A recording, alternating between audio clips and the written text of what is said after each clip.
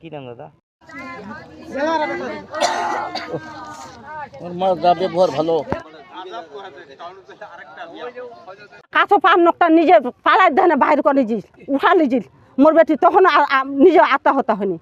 একবার এই হাতটা ভাঙে না, এই পর্যন্ত আনে দিলে, একদম ঝুলা দিলে, হাতের কিছু ছিলেনি পরিবর্তন।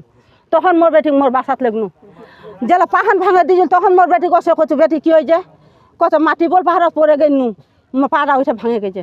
মোর বেটি তাও কহেনি যে পাড়া ভাঙে, মোর কঠিন নির্যাতন। পাগুলা দেখেন মোর বেটির অবস্থা কি অবস্থা দ্বারা আছে, এই হাতলা দেখেন কি অবস্থা দ্বারা আছে।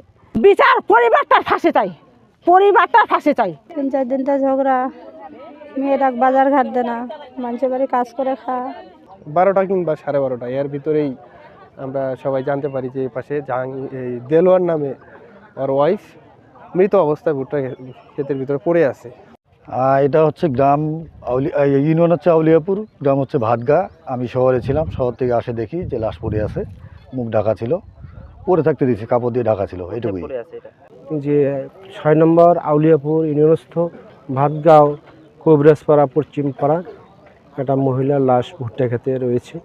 এখানে এসে জানতে পারলাম মহিলার একটা ক্লাস 7-এ পড়ুয়া মেয়ে আছে। সে বললো যে গত রাত্রে মা মেয়েটি একসাথে শুয়েছিল, সকালবেলা লাশ পাইনি। আমরা এখানে আসছি, লাশ পাওয়ার সাথে সাথে শনাক্ত করছি, মৃতার আপনজন এসে।